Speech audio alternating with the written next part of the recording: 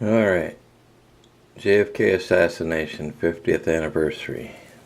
Death by committee, R.H. Maxwell. Available on lulu.com and CreateSpace. And if anybody wants to publish this book, I would like that. So, this is the beginning. Now, as you can see,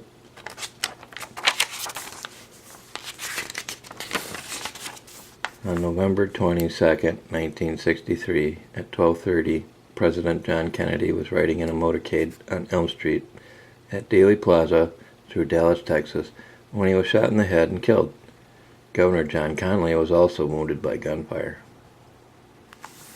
A week after the assassination, newly sworn President Lyndon Johnson created a commission to investigate and report the findings concerning the assassination.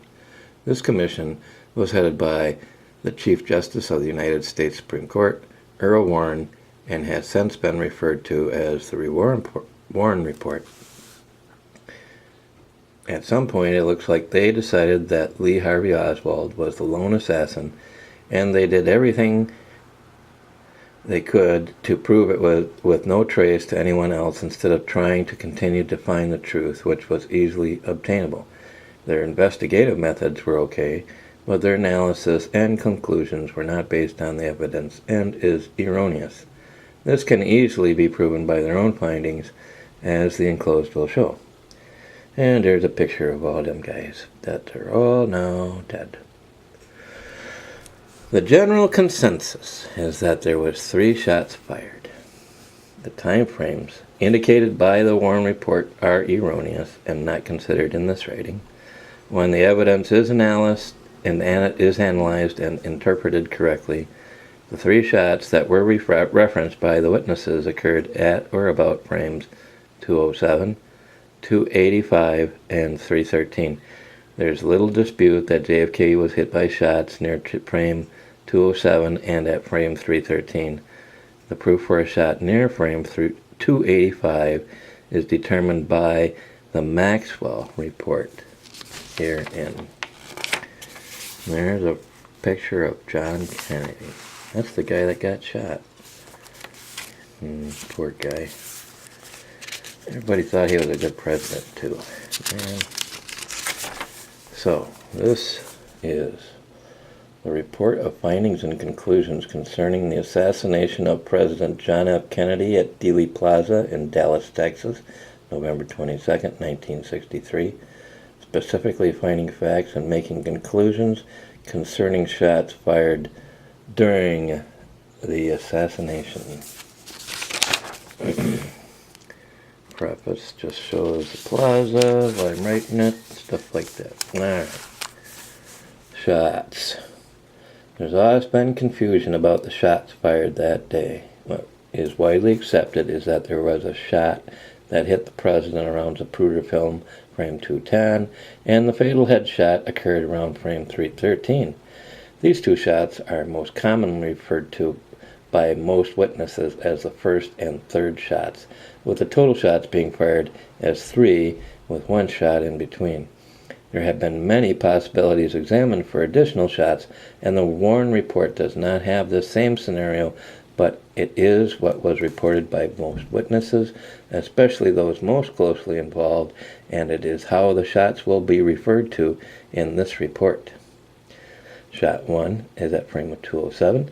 Shot 2 is undetermined to be determined in this report, and shot 3 is at frame 313 of the Zapruder film, which hit Kennedy. It should also be noted at this time that the vast majority of witnesses reported the shots were not at regular intervals and that the shots were spaced with the second and third shots closer together than shots 1 and 2. The most common estimates by witnesses was that the 3 shots occurred in about 5 to 6 seconds. The Zapruder film was found to be operating at 18.6 frames per second, which would put the time elapsed between beginning and end of shots at 5.7 seconds. The objective now is to determine when the second shot occurred. Ta-da! Also, The magic bullet theory is incorrect. The computer-generated model showing this was manipulated to make it work, and it sure looks convincing, except Governor Connolly's position was nowhere near where the computer model puts him at frame 207. And there's a lot of other things, but casual examination can determine this. And once this was determined, there's no doubt in my mind that the magic bullet did not exist, and this will be further proven beyond a shadow of a doubt and be totally debunked. So, that means that we have evidence used to determine the time frame of the shots.